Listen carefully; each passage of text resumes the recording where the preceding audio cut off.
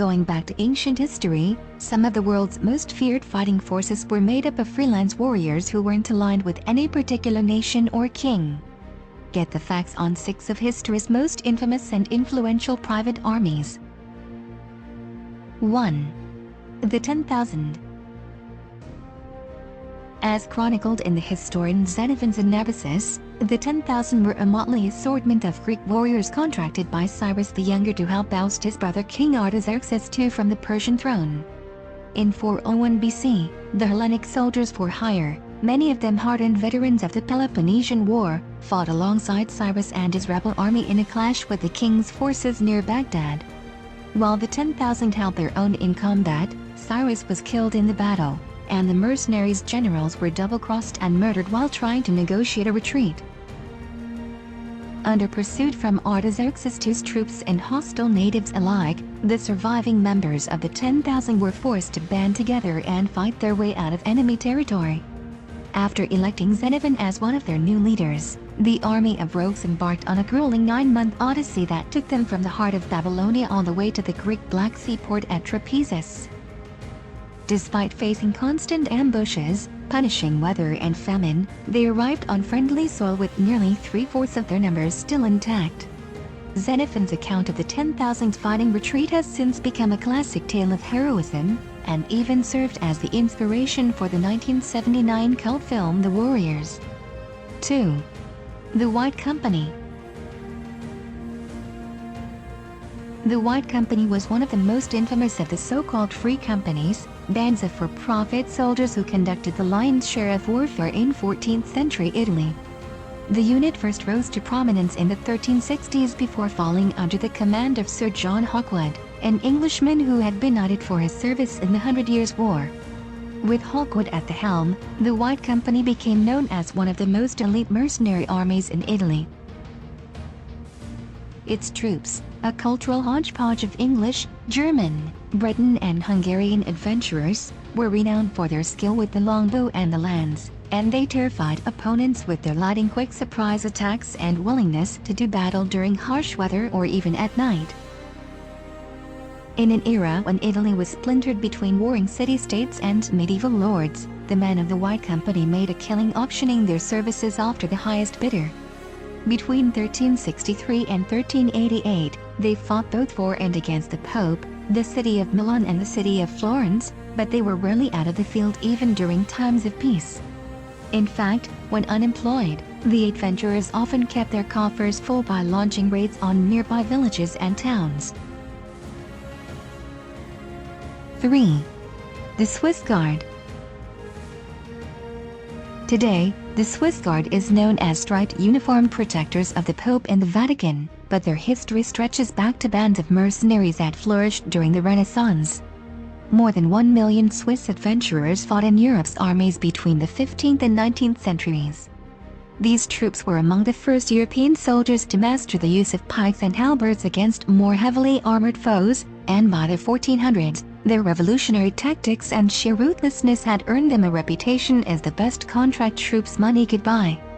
Swiss mercenaries often worked for the French, and they fought and died in large numbers during the French Revolution. A small contingent of 150 Swiss soldiers of fortune began serving as papal bodyguards in 1506, and the unit endured as the official watchman of the Vatican even after Switzerland banned its citizens from working as mercenaries. Still clad in their brightly colored Renaissance-era uniforms, the Swiss Guards of today are required to be Roman Catholics, stand at least 5 foot 6 inches tall and have a military background. Their role is often ceremonial, but in the past they have been required to fight to protect the pontiff. During one attack on Rome in 1527, nearly 4/5 of the Swiss Guard were slain while defending Pope Clement VII from capture. 4.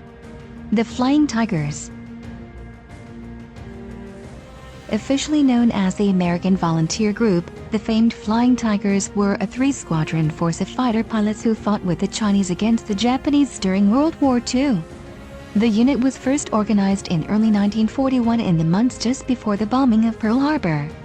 Eager to impede the Japanese takeover of China while still remaining neutral, President Franklin D. Roosevelt allowed former U.S. military officer Claire Chennault to quietly recruit fighter jocks from the ranks of the U.S. Army Air Force. The risks were high, but so was the pay, while most Air Force pilots received a salary of around $260 a month. Chennault's mercenaries earned between $600 and $750, along with a $500 bonus for each Japanese aircraft they shot down. Around 100 American contract pilots arrived in Burma in mid-1941, where they were assigned to protect a crucial supply route from Japanese attacks. The Flying Tigers, famous for the iconic rows of shark teeth painted on the noses of their P-40 fighters, went on to rack up an unprecedented combat record. Despite flying slower, less maneuverable fighters than the enemy, the Americans downed 296 Japanese aircraft and destroyed more than 1,300 riverboats, all while only losing 69 planes and some 24 men. The group was officially disbanded in July 1942, but some of its members later rejoined their old units and served for the remainder of World War II. 5. The Catalan Grand Company. First organized in 1302 by the adventurer Roger de Flor, the Catalan Grand Company was primarily composed of rugged Spanish veterans of the War of the Sicilian Vespers in Italy. Left unemployed at the conflict's end, de Flor and his mercenaries contracted themselves to the Byzantine Emperor Andronicus II, who brought them to the eastern Mediterranean to fight off invading Ottoman Turks. The 6,500-strong Catalans succeeded in sweeping the Turks away from Constantinople, but their penchant for wanton sacking and looting also drew the ire of the Byzantines.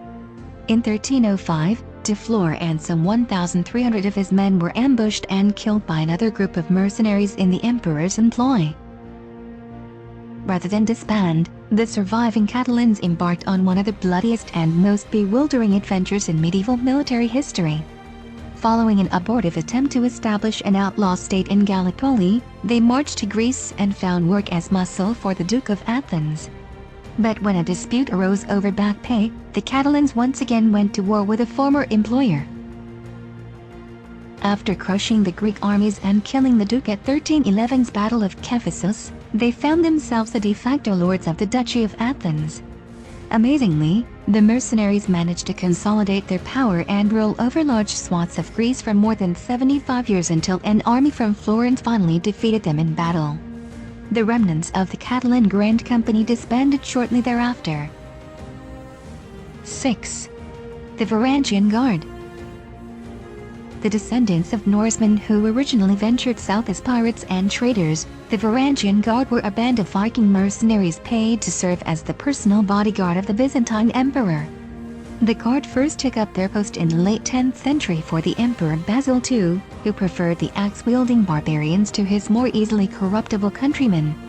The unit immediately proved useful in putting down a rebellion, and they went on to serve as the protectors of Constantinople for over 200 years.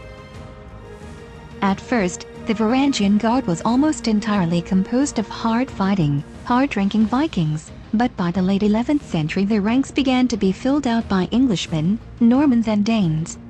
Winning entrance into the unit was no easy task. Initiates had to demonstrate their prowess in battle, and were forced to pay a small fortune in gold as an entrance fee.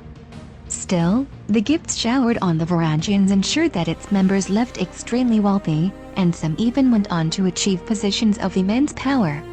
One of the most famous guardsmen was Harald Hardrada, who later claimed the throne of Norway.